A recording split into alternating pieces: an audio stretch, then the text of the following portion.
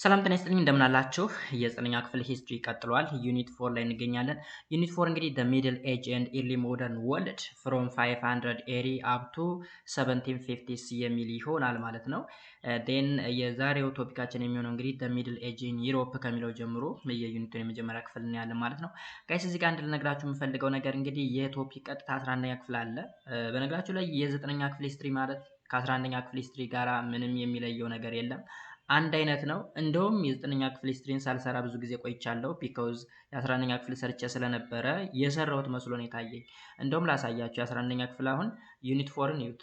ይሄ ግሬድ 11 ዩኒት 4 the middle age and early modern world from 500 AD up to 1789 ነው የሚለው። ልዩነቱ እዚህ ጋር up to 1750 ነው የሚለው፣ እዚህ ጋር ደግሞ 89 ስለሚል ነው። ከዚህ የመጀመሪያው ምን ይላል እዚህ ጋር 4.1 the European middle age ነው የሚለው። እዚህ ጋርም ስትመጡ 4.1 the middle age in Europe ነው የሚለው፣ ወይም the European middle age እንደማለት ነው። ስለዚህ አንድ አይነት ነው፣ ምንም አይነት ልዩነት የለውም። እንደው ትንሽ አረፍተ ነገሩ ከመስፋት ከመጥበብ ውጭ ካልሆነ በስተቀር it is the same። ስለዚህ ሶሻል ማጥናት ለምትፈልጉ ተማሪዎች ዘጠነኛ ክፍልን በደንብ ተረዳችሁ ማለት 11ኛ ክፍል ላይ ሂስትሪን ኦልሬዲ ተምራችሁ ጨርሳችኋል፣ አጠናቃችኋል ማለት ነው። አዲስ ነገር አይሆንባችሁም፣ ክለሳ ነው የሚሆነው። ኤኒዌይስ ዩኒት ኢንትሮዳክሽኑን ስናይ ዲስ ዩኒት ዲስከስ the major terms in the world history during the middle age and the early modern period. This unit has 7 sections: the middle age in Europe, middle age in Asia, the development of early capitalism, the age of exploration, Renaissance and Reformation, the Industrial Revolution. Major points and argues are illustrated with examples and images to facilitate your learning and making it attractive to you ይላል። እዚህ ጋር እንግዲህ የተዘረዘሩ ቶፒኮች አሉ በዚህ ዩኒት ውስጥ ያሉ ማለት ነው። በዋናነት ስለ ዓለም መካከለኛው ዘመን ወይም ሚድል ኤጅ እና ኤርሊ ሞደርን ወርልድ ወይም ሞደርን ወርልድ ከመምጣቱ በፊት የነበረው ጀስት መግቢያው ማለት ነው። እሱን ነገር የምናይ እንደሆነ ነው የሚነግረን። the unit closes with summary of the main points of each lesson following by review question ምናምን እያለ ይቀጥላል። እንግዲህ ያ ሰመሪ ይኖረዋል፣ ከዛ ማጠቃለያ መልመጃዎች ምናምን ይኖራሉ እያለ ነው የሚቀጥለው ማለት ነው። እስኪ ቼክ ለማድረግ ያክል የ11ኛ ክፍል ኢንትሮዳክሽኑን እንየው እስኪ ስለምንድን ነው የሚዋረው። እዚህ ጋርም እንግዲህ ምን ይላል መሰላችሁ? This unit deals with two major periods of the history of the world. They are the Middle Age, medieval period of the Europe, and the Middle East and Far East, covering the period from about 580 to 1500. አንደኛው ፔሪድ ከ500 እስከ 1500 ያለው፣ ሁለተኛው ደግሞ ከ1500 እስከ 1789 ይለዋል። ከዛ ምንድነው እንግዲህ እዚህ ጋር 11ኛ ክፍል ላይ ትንሽ ቶፒኮቹ ሰፋ እያሉ ከመሄድ ውጪ ዘጠነኛ ክፍል ጋራ እንደ አይነት ነው። ኤኒዌይስ ሌት አስ ኮንቲኒው። ሚድል ኤጅ አለን ኬተርም፣ ኢስቴትስ፣ ናይትስ፣ ፊውዳሊዝም፣ ኤርሊ ሞደርን ወርልድ የሚሉ ቃላቶች ቁልፍ ቃላቶች አሉ ማለት ነው። ሶ ዘ ሚድል ኤጅ ኢን ዩሮፕ ምን ይላል? የመካከለኛው ዘመን በአውሮፓ መጀመሪያ ላይ ዳርክ ኤጅን እናገኘዋለን። ዋት ኢዝ ዳርክ ኤጅ? The Dark Age was the period of West European history from 580 to 1000 AD. በአውሮፓ ምድር ውስጥ ወይም በዌስተርን ዓለም ውስጥ ማለት ነው ዳርክ ኤጅ የምንለው ወይም ደግሞ የጨለማው ዘመን የምንለው ከ500 ዓመተ ምህረት እስከ 1000 ዓመተ ምህረት እንደ አውሮፓውያን አቆጣጠር ያለውን ነው ማለት ነው። It was called the Dark Age because civilization declined in the Western Europe during this period. ዳርክ ኤጅ ወይም የጨለማ ዘመን የተባለው እንግዲህ የዌስተርን ወይም የምዕራቡ ስልጣኔ ሙሉ በሙሉ ዲክላይን ስላደረገ ነው ማለት ነው። ስፔሻሊ በጥንት ጊዜ እንግዲህ የግሪክ ስልጣኔ የሮማን ስልጣኔ ምናምን ነበረ። በዚህ ዘመን ግን ከ500 እስከ 1000 ዓመተ ምህረት ድረስ ይሄ ሁለቱም ስልጣኔዎች ዲክላይን ሆነዋል፣ ጠፍተው ነበረ ማለት ነው። ኦልራይት The Western Roman Empire was destroyed both by internal and external problem. እንግዲህ ዌስት ሮማን ኢምፓየር የሚባለው እንግዲህ በጣም ግዙፍ የሚባለው ግዛት እሱ ራሱ በውስጣዊና በውጫዊ ምክንያቶች ዲክላይን ሆኖ ነበረ ወይም ፕሮብሌሞች ገጥመውት ነበረ። ኢንተርናሊ the empire suffered divisions and decay. ውስጣዊ እንግዲህ ዲቪዥን ወይም እርስ በርስ መከፋፈል የሚባሉ ችግሮች ገጥመውት ነበረ። ኤክስተርናሊ ስንመጣ ደግሞ it was invaded in the 5th century AD by Anglo-Saxon and Franks from the Germanic tribe, the Huns and the Migrations from the Asiatic tribe. እንግዲህ ኤስቴቲክ ትራይብ ወይም ደግሞ ጀርማኒክ ትራይብ የሚባሉ የጀርመን ትራይብ ለምሳሌ አንግሎ ሳክሶን እና ፍራንክስ የሚባሉ ትራይቦች ወይም ጎሳዎች ነበሩ። እነሱ መጥተው ወረውት ነበረ ሮማንን ማለት ነው ባጭሩ ኤክስተርናሊ። አሁንም ደግሞ ሁንስ እና ማይጋርስ ተብሎ የሚጠራው ማይጋርስ ከኤስቴቲክ ትራይብ ኤስቴቲክ የሚባል ትራይብ ወይም ጎዛ አለ። በእነዚህ እዚህ በተሰባሰቡት አንግሎ ሳክሶን፣ ፍራንክስ፣ ሆነስ፣ ማይግሪያን በሚባሉ ጎሳዎች ተወሮ ነበረ፣ ኢንቨርት ተደርጎ ነበር በአምስተኛው መቶ ክፍለ ዘመን ማለት ነው። ሶ በአምስተኛው መቶ ክፍለ ዘመን ማለት እንግዲህ እዚህ ከ400 ምናምን ይዞ እስከ 500 ባለው ማለት ነው። በአምስተኛው መቶ ክፍለ ዘመን ማለት ከ400 ጀምሮ እስከ 499 ድረስ ያለው which is said to be the 5th century ብለን እንጠራዋለን ማለት ነው። ኦራይት።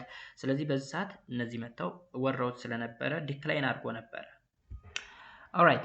The invasion brought many changes in European and Western Europe. The Greco-Roman civilization declined, the society became rural, the city declined. Feudalism became the socio-economic and political order. Churches, castles and palaces were built.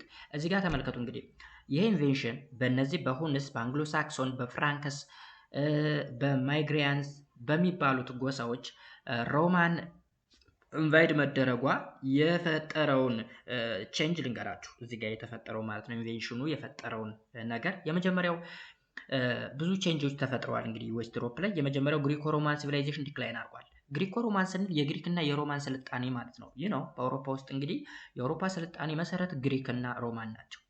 ይሄ ላቲን የሚባለው ቋንቋ ራሱ ፊደሉ የግሪኮ ሮማን ውጤት ነው። ስፔሻሊ የሮማን ማለት ነው። እሱ ስልጣኔ ወደመ ጠፋ ማለት ነው። the society became rural ማህበረሰቡ እንግዲህ ገጠራማ ሆነ ማለት ነው። ከተሞች ዲክላይን አደረጉ ወይም ፈረሱ ከተሞች ማለት ነው። ፊውዳሊዝም የሚባለው እንግዲህ የሶሾ ኢኮኖሚክ እና ፖለቲካል ኦርደር ሆነ። ፊውዳሊዝም የፈላጭ ቆራጭ የሚባል ዘውዳዊ መንግስት ማለት ነው። ቸርቾች ወይም ቤተክርስቲያናት የሚባሉት ካስትሎች፣ ፓሌሶች፣ ቤተ መንግስት ምናምን ሐውልቶች ምናምን ነገር ቢውልት መደረግ ጀመሩ ማለት ነው። ቢሾፕስ ኤንድ ሞንክስ kept records. The knights practiced chivalry. In addition, there was much war among rulers and lords in Europe, and even for ordinary peoples there were murders and blood feuds. So እዚህ ጋር ምን ነው የተካሄደው? አዲስ ቃላት አለ። ለምሳሌ ቸቭለሪ የሚባል ነገር አለ። ቸቭለሪ ማለት የመካከለኛው ዘመን ህግ ማለት ነው።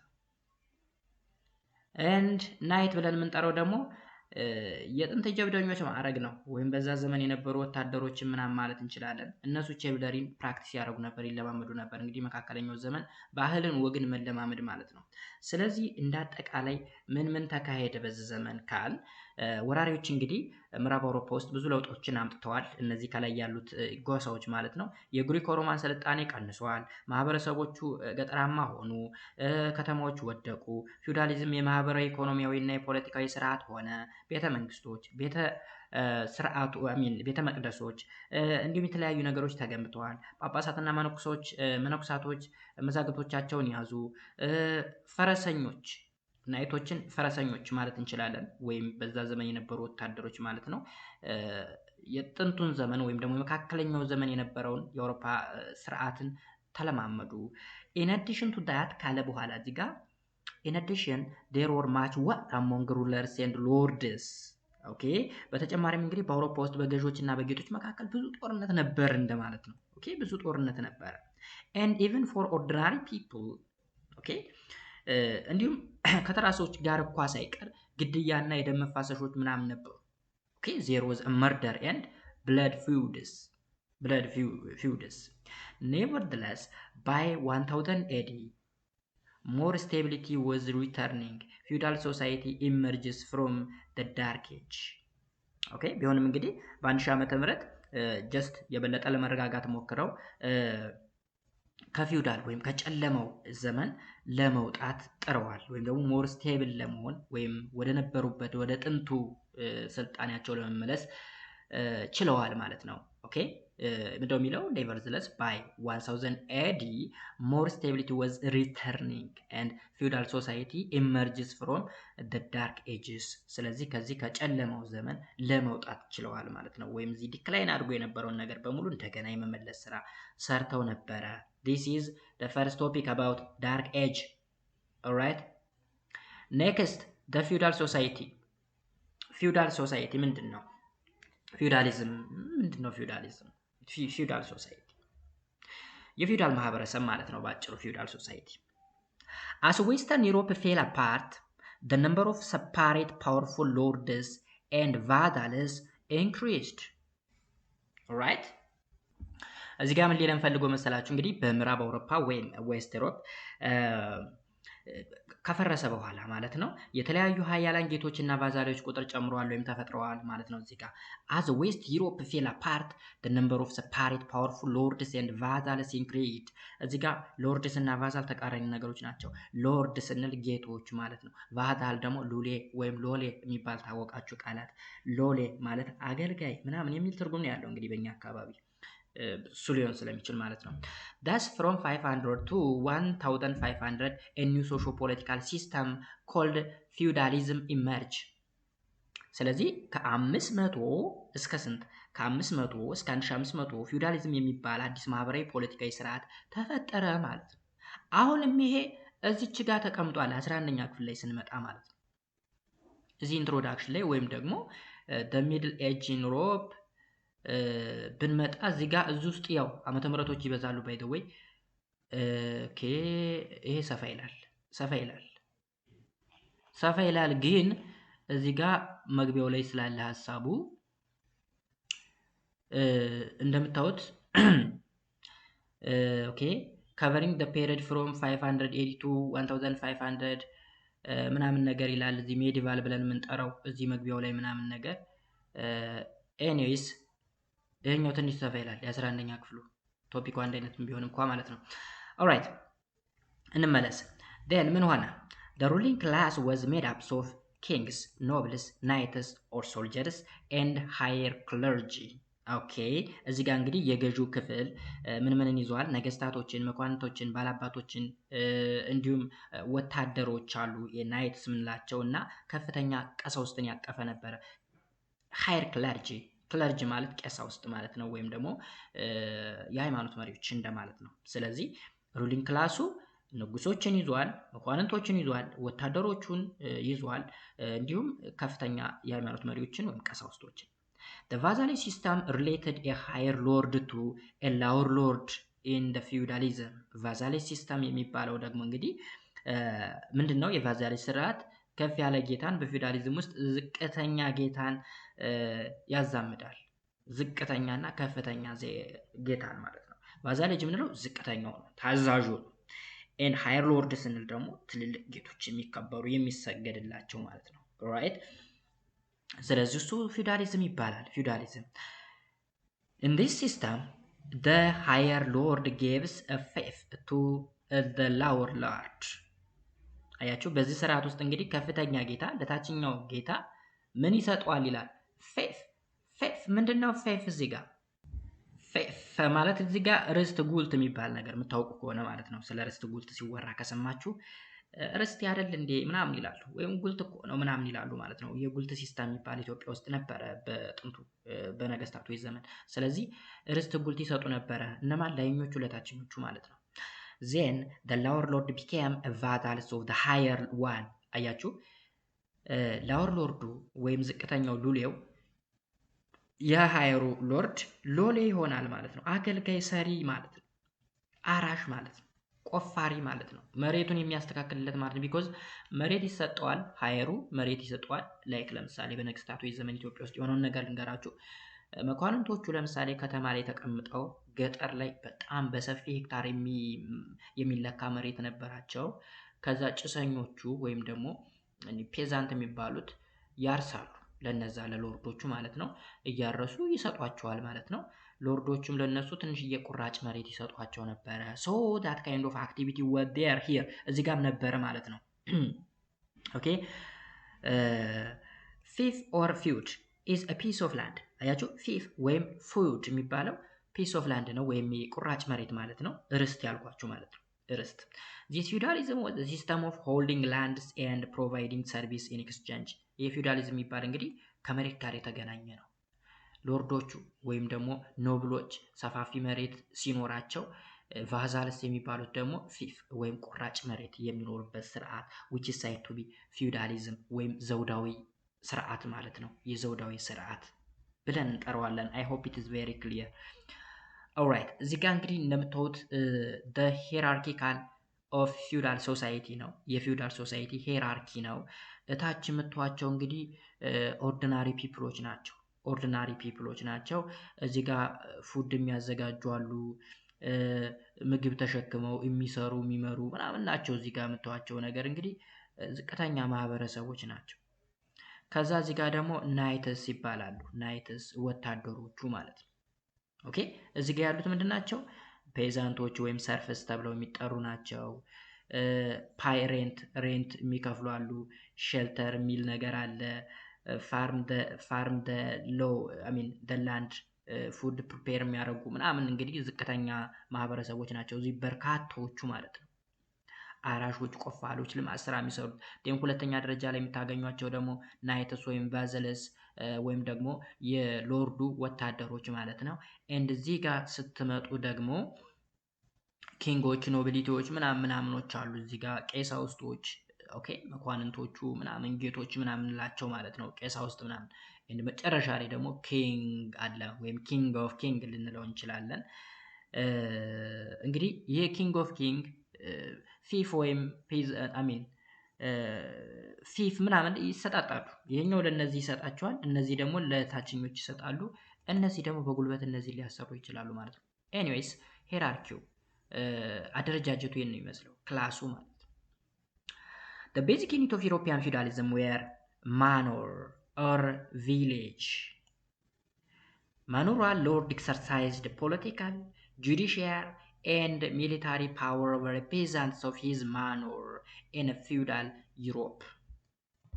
ኦራይት ምን ማለት ነው? the basic unit of European feudalism were manor or villages የሚለው እንግዲህ የአውሮፓ ፊውዳላዊ መሰረት ክፍሎች እንግዲህ ማኖር ወይም መንደሮች ነበሩ። ማኖሪያል ወይም እነዚህ መንደሮች የምንላቸው እንግዲህ ጌታው በፊውዳል አውሮፓ ውስጥ በገዛ ማኖር ገበሬዎች ላይ የፖለቲካዊ ዳኝነት እንዲሁም የወታደራዊ ስልጣንን ተለማምዷል ነው የሚለው። እዚህ ጋር ማኖር ባይዘው ወይም መሰላችሁ የእርሻ መሬት አለ። አንድ መኳንንት ሰፊ የእርሻ መሬት አለው ወይም አንድ ኪንግ ወይም ንጉስ ወይም ሃየር ክላስ ውስጥ ያለ አንድ ሰው ሰፊ የሚባል የእርሻ መሬት አለ። ያን የእርሻ መሬት የሚያርሱ ሰዎች እዛው እርሻው አካባቢ ላይ ቪሌጅ ወይም ደግሞ ማኖር ብለን የምንጠራውን ይመሰረታሉ ማለት ነው። ስለዚህ እዛው አካባቢ ቁራጭ መሬት ወይም ፊፍ ይሰጣቸውና ለራሳቸው ያችን የራሳቸውንም እያረሱ የዋናውን የጌታውንም መሬት ያርሳሉ ማለት ነው። እሱ ማኖር ይባላል ወይም ደግሞ ቪሌጅስ ብለን እንጠራዋለን። ስለዚህ ማኖሪያ ሎርድ ኤክሰርሳይዝ ፖለቲካል፣ ጁዲሺያል፣ ሚሊታሪ ፓወር ኦቨር ደ ፔዛንት ኦፍ ሂዝ ማኖር ኢን ደ ፊውዳል ዩሮፕ ማለት እንግዲህ ማኖሪያ ሎርድ ማለት ሰፊ እርሻ ቦታ ኑሮት እዛ ቦታ ላይ ፔዛንቶችን ያስቀምጥና ትንሽዬ ፊፍ ወይም ቁራጭ መሬት ይሰጥና እርሻውን እንዲያርሱለት ያደርጋል። ስለዚህ ለነዛ ሰዎች መሬቱን ለሚንከባከቡለት ሰዎች ፖለቲካዊ ስልጣን አለው። እነዛ ሰዎች ላይ ፖለቲካዊ ኤክሰርሳይዝ ያደርጋል ወይም የፖለቲካ ስልጣን አለው። የጁዲሻሪ ስልጣን አለው። ለምሳሌ እዛ ፔዛንት ላይ የሆነ ችግር ቢደርስበት ፍርድ የሚሰጥ ፍትህ የሚሰጥ ራሱ ሎርዱ ነው። ሚሊታሪ ፓወርም አለው። ሚሊታሪ ፓወር ማለት ያ ማኖሪያል ውስጥ ያሉ ሰዎች ወይም ሰራተኞች ወይም ሉሌዎች ስራ አልሰራም ቢሉ ይገደዳሉ በሚሊታሪ ዘርፍ ማለት ነው። ወይም ደግሞ ጠላት መጥቶ እንዳይወጋቸውም እንደ ሴኪዩሪቲ ሆነው የሚያገለግሏቸዋል ማለት ነው።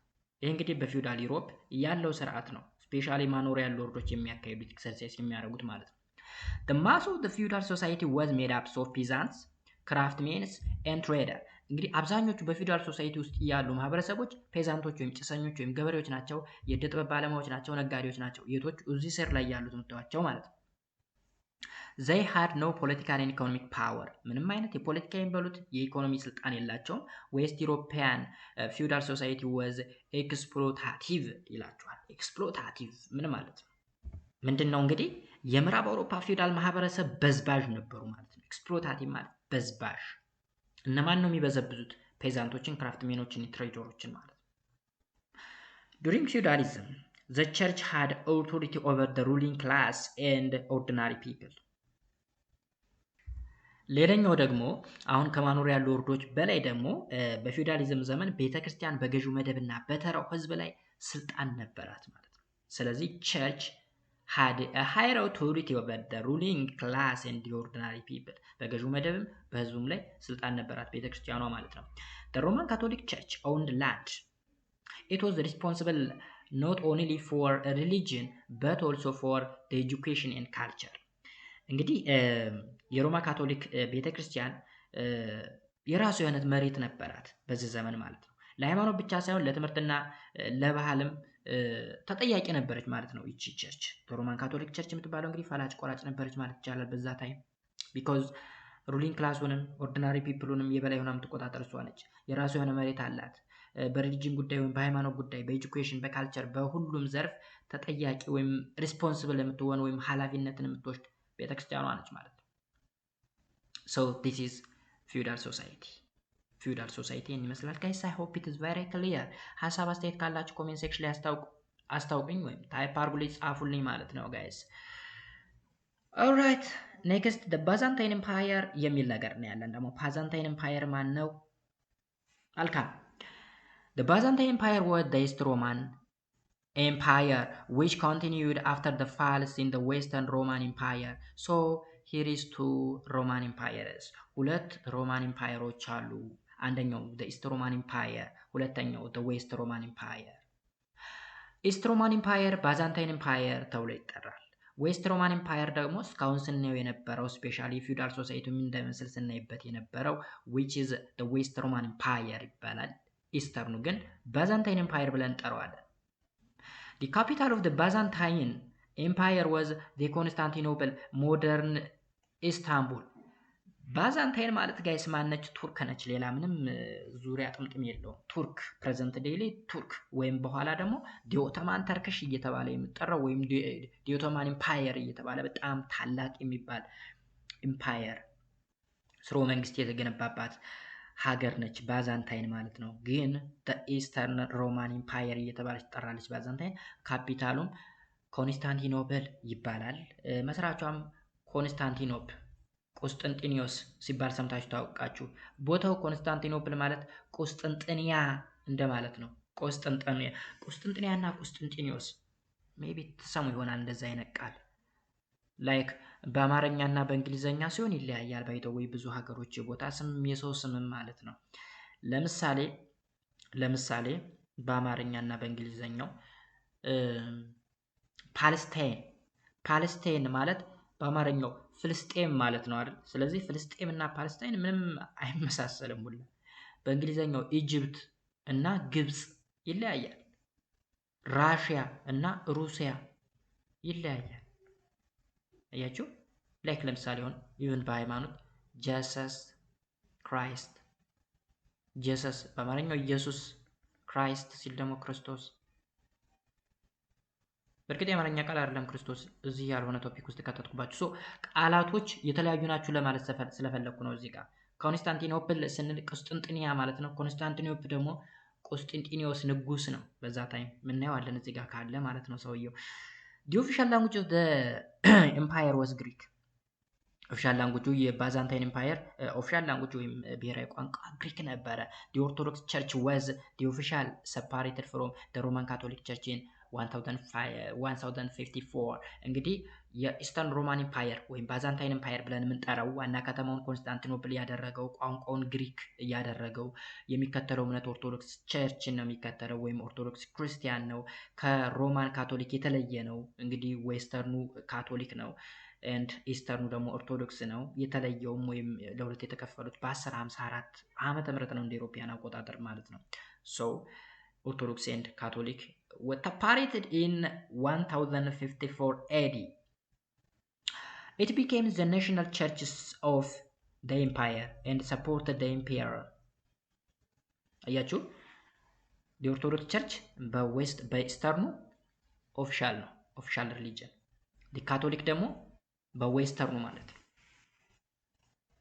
ኢኮኖሚያቸውን ስናይ the economic base of the empire was agriculture, trade and craft ነው። ግብርና፣ ንግድና የእደ ጥበብ ውጤቶች የዚህ ኢምፓየር የኢኮኖሚክ ቤዞች ናቸው ማለት ነው። ባዛንታይን አርኪቴክቸር ሜድ made use the domes and beautiful colored glasses. The society was divided into estates. እዚህ ጋር እንግዲህ ባዛንታይኖች በአርኪቴክቸር በዋናነት ይታወቃሉ። በኪነ ህንፃ ዶም በመስራት ዶም ማለት ጉልላት ማለት ነው። ሞስት ኦፍ ዘ ታይም ቤተክርስቲያን ላይ ምናምን እናየዋለን ዶም ጉልላት የምንለው ማለት ነው። ከዛ በተጨማሪ ደግሞ በጣም ቢዩቲፉሊ ካለርድ የተደረጉ ግላሶችም ነበሩ። በጣም በሚያምር ቀለም የተቀለሙ መስታየቶች ምናምን በዛ ይታወቁ ነበረ ባዛንታይኖች። The society was divided into estates. The emperor, the higher clergy, the nobility who owned land, and the peasant who cultivated it. ማህበረሰቡ በኢስቴት የተከፋፈለ ነበረ። what is estate? ስቴት ምንድን ነው? ኢስቴት ማለት መስላችሁ ርስትና ንብረት ወይም የፖለቲካ ቡድን ወይም ደግሞ የኑሮ ደረጃ።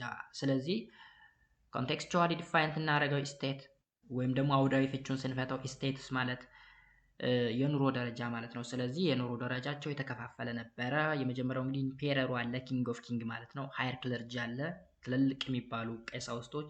ከዛ ኖቢሊቲ መኳንቶች አሉ፣ ምን ያላቸው መሬት ያላቸው። ኤንድ ፔዛንቶች አሉ፣ ይሄ መሬት ካልቲቬት የሚያደርጉ የሚያርሱ ማለት ነው። The Byzantine Empire was at the height of its territory and power under the Emperor Justine, ruled from 527 up to 565. እንግዲህ ባዛንታይን ፓየር ካላቅ ደረጃ ላይ ደርሳ የነበረችበት ወይም ያደገችበትን ዘመን ስናስብ በአጼ ጀስቲኒያን ዘመነ መንግስት ጊዜ እንደነበረ ይነግረናል ማለት ነው። እዚህ ጋር እንግዲህ ባዛንታይን ኢምፓየር የሚባለው ይታያችኋል። እዚህ ጋር ኖርዝ አፍሪካ ጫፉን ይነካል። እዚህ ጋር የሰሜን አፍሪካ ጫፍ ይዞ ኢጅፕት የተወሰነውን ፓርት ይዞ ኤዥያ ማይነር ተብሎ የሚጠራው ኤዥያ ማይነር ማለት ባይ ዘ ዌይ ናይዳይስ ቱርክ ማለት ነው።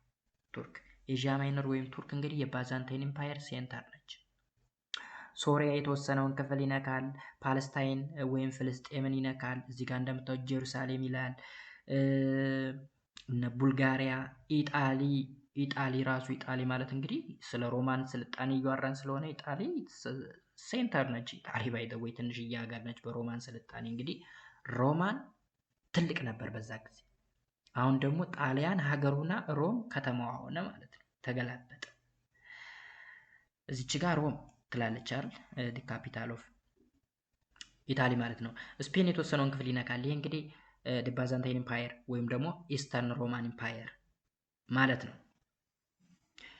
ከዛስ ምን ተከሰተ? The Seljuk Turk who began a military occupation in Asia Minor in 1040 AD challenged the Byzantine Empire. ሰልጅክ ቱርክ የሚባሉ አሉ እዚህ ኤዥያ ማይነር ላይ የሚገኙ። ኤዥያ ማይነር ማለት አሁን ላይ ቱርክ ብለን የምንጠራው ማለት ነው። ስለዚህ እነዚህ በ1040 ማለት ነው ባዛንታይን ኢምፓየርን ቻሌንጅ ማድረግ ጀመሩ ማለት ነው፣ ወይም ደግሞ ፈተኑት በከፍተኛ ሁኔታ።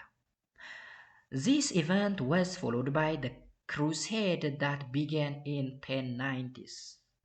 ይሄ ደግሞ ኢቨንት ሰልጅክ ቱርክ የሚባሉት ሚሊታሪ ኦኩፔሽን ወይም ደግሞ ወታደራዊ እንቅስቃሴን እያደረጉ ባዛንታይን ኢምፓየርን መፈተን ከጀመሩ በኋላ ወዴት ሊድ አደረገ ይሄ ግጭት? ወደ ክሩሴድ። ክሩሴድ መቼ ጀመረ? በ1090። ክሩሴድ ምንድነው? የመስቀል ጦር ማለት ነው። ክሩሴደርስ ደግሞ የመስቀል ጦረኞች ማለት ነው። ሰልጅክ ቱርኮች they were ሙስሊሞች ነበሩ።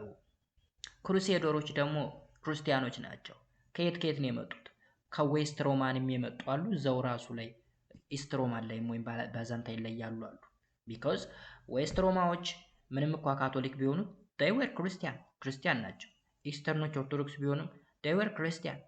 ስለዚህ ውስጣዊ መከፋፈል ቢኖሩም ክርስቲያኖች ናቸው። ኤንድ ሰልጅክ ቱርኮች ደግሞ they were ሙስሊሞች ናቸው። ስለዚህ it's the fight between the Muslim and Christian ነው። በክርስቲያኖች እና በሙስሊሞች መካከል የተደረገ ጦርነት ነው። ይሄ እንግዲህ ክሩሴድ የምንለው ወይም የመስቀል ጦርነት ብለን የምንጠራው ማለት ነው። The Crusades waged wars of Christian Europe against the Seljuk Turk to liberate Christian Holy Land. Right? እንግዲህ እዚህ ክሩሴድ የሚባሉት ከክርስቲያን አውሮፓ የመጡ ሰልጅክ ቱርኮችን ለመውጋት እንዲሁም ደግሞ የክርስቲያን ቅዱስ ቦታ የሚባለውን ላይብሬት ለማድረግ ነፃ ለማድረግ ማለት ነው። ስለዚህ ማነች ክርስቲያን ሆሊ ላንድ ብለን የምንጠራው? እስራኤል ወይም ደግሞ ኢየሩሳሌም ብለን የምንጠራው ቦታ ማለት ነው። በክርስቲያኖች እንግዲህ ቅዱስ ቦታ ተብሎ የሚጠራው እሱ ነው። ላይክ በእስልምና መካ መዲና ምናምን የሚባለው ቅዱስ ቦታ ተብሎ እንደሚቆጠረው ሁላ በክርስቲያኖች ደግሞ ጀሩሳሌም የት ነው ያለው? ጀሩሳሌም ኦልሬዲ እዚህ ነው ያለው፣ ወይም ፓለስታይን ማለት ነው። ፍልስጤም እንግዲህ ይሄ ሁላ የምታዩት ክርስቲያን ነበረ። ምን አይነት ኦርቶዶክስ ክርስቲያን ግን እዚህ ጋር ኤዥያ ማይነሮች ወይም ቱርኮች ምን ሆነዋል? ሙስሊሞች። ስለዚህ እንትን ይላሉ፣ ይዋጋሉ ማለት ነው። ባይተው እዚህ ጋር ማን አለ መሰላችሁ? ቡልጋሪያ ላይ መቄዶንያ ሲባል ሰምታችሁ ታውቃላችሁ አይደለም? መቄዶንያ የአረጋውያን መርጃ። ስለዚህ ኔም ኦፍ ፕሌስ የቦታ ስም ነው መቄዶንያ። በታሪክ ጥሩ ስም ስላለው ነው መቄዶንያ ተብሎ የተሰየመው። ኤንድ አገን እዚህ ቦታ የሚታያችሁ ከሆነ ኮንስታንቲኖፕል ወይም ደግሞ ባዛንቲየም ተብሎ ይጠራል። ባዛንቲየም ኮንስታንቲኖፕል አንድ ነው ሁለቱም። ያው ከጊዜ አንደኛው ወደ አንደኛው ስሙን እየቀየረ ስለሚመጣ ነው እንጂ በኋላ ይሄ ባዛንቲየም አሁንም ማን ይሆናል? ኢስታንቡል ይሆናል ማለት ነው። ኦልራይት እንቀጥል። There were 7 crusades, the first of which was started in 1096 እንግዲህ 7 የሚደርሱ ክሩሴድ ነበሩ ወይም የመስቀል ጦርነቶች ነበሩ። የመጀመሪያ የጀመረው እንግዲህ በ1096 ነው። The crusade failed to crush the Muslim powers in the Holy Land but protected West Europe from foreign invasions in the East። እንግዲህ የመጀመሪያው ዙር ውጊያ ወይም ደግሞ ክሩሴድ ውጤታማ አልነበረም፣ ወይም ደግሞ የሙስሊሙን ኃይል ማሸነፍ አልቻለም ነበረ። ነገር ግን ዌስት ዩሮፕን ከውጭ ወራሪው ማዳን ችሏል ማለት ነው። the Byzantine Empire suffered a disastrous defeat at the Battle of Manzikert in 1071 እንግዲህ ባዛንታይን ኤምፓየር ከባድ የሚባል አደገኛ የሚባል ውድቀትን የተከናነበችበት ማንዚከርት የሚባል ባትል ወይም የጦር ሜዳ ላይ በ1071 ከባድ የሚባል ድፊት የተከናነበችበት ነው። it lost most the Asia Minors to Seljuk Turkish rulers and later the Ottoman Turks። እንግዲህ በዚህ ጦርነት በ1071 በማንዚከርት ባትል ማለት ነው አብዛኛውን የኤዥያ ማይነር ቦታዎች ለሰልጅክ ቱርክ ልታስረክብ ችላለች ወይም ደግሞ አጣለች ማለት ነው ባዛንታይን ኤምፓየር። ከዛም በኋላ ኤዥያ ማይነር ወደ ኦቶማን ተርክሽነት ሊቀየር ችሏል። ኦቶማን ተርክሽ እንግዲህ የኦቶማን ኤምፓየር የሚባል ታላቅ ግዛትን መስርቷል ማለት ነው በኋላ። ስለዚህ ይህን ይመስላል ማለት ነው ባዛንታይን ኤምፓየር። ባዛንታይን ኤምፓየር ጠቅላላ ስናደርገው ኢስት ሮማን ኤምፓየር ማለት ነው። ኢኮኖሚክ አክቲቪቲያቸው ትሬድ፣ አግሪካልቸር እና ክራፍት ነው ብለናል። ኦርቶዶክስ ክርስቲያኒቲ ኦፊሻል ሪሊጅን ነው። ግሪክ ኦፊሻል ላንጉጃቸው ነው። ዜን መጨረሻ ላይ ግን በሰልጅክ ቱርኮች አማካኝነት ጦርነት ተከፈተባቸው ወይም ቻሌንጅ ተደረጉ። ከዛም ክሩሴድ ወይም የመስቀል ጦርነት ተጀመረ። ዌስት ሮማዎች ኢስት ሮማዎችን ለመርዳት ክርስቲያኖች ወታደሮች መጡ። እነዚህ ክርስቲያን ወታደሮች ክሩሴደር ተብለው ይጠራሉ። ወደ 7 ዙር የሚደርስ ውጊያ ነበር የተካሄደው። ከዛም ባትል ኦፍ ማንስክሬት 1071 ላይ ባዛንታይን ኤምፓየር የኤዥያ ማይነርን አብዛኛው ክፍል ለሰልጅክ ቱርኮች ልታስረክብ ችላለች ማለት ነው። ከዛም ኦቶማን ኤምፓየር ወይም ኦቶማን ተርክሽ ሊመሰረት ችሏል ማለት ነው። ኤዥያ ማይነር ማለት ቱርክ ማለት ነው፣ ሌላ ነገር አይደለም። ሶ ይህን ይመስላል። ሰው ጋይስ በሚቀጥለው ክፍል በፓርት 2 የምናየው ደግሞ the middle age in Asia ይሆናል ማለት ነው። እስካሁን ስናይ የነበረው እንግዲህ the middle age in Europe ነበረ። ዩሮፕ ውስጥ የነበረው የመካከለኛው ዘመን ምን እንደሚመስል ነበር ስናይ የነበረው። በሚቀጥለው በፓርት 2 በክፍል 2 ደግሞ ይሄን ቪዲዮ ኔክስት ስትሉት የምታገኙት ማለት ነው the middle age in Asia ውስጥ ወይም ኢሲያ ላይ የመካከለኛው ዘመን ምን ይመስል ነበር የሚለውን የምንዳስበት ክፍል ይሆናል። ለዛሬው እዚህ ጋር በቃን። ለዩቲዩብ ቻናሉ አዲስ ከሆናችሁ ሰብስክራይብ አድርጉ፣ ቪዲዮን ላይክ በማድረግ ቤተሰባዊነታችሁን ግለጹ። ከዛ በተጨማሪ በየጊዜ የሚለቀቁ ቪዲዮዎች ሲለቀቁ የማስታወቂያ መልእክት ይደርሳችሁ ዘንድ የደወል ምልክቷን ኦን ማድረጋችሁን አትርሱ። አብራችሁ ስለነበራችሁ ቴንክ ዩ ቬሪ ማች። ባይ ባይ።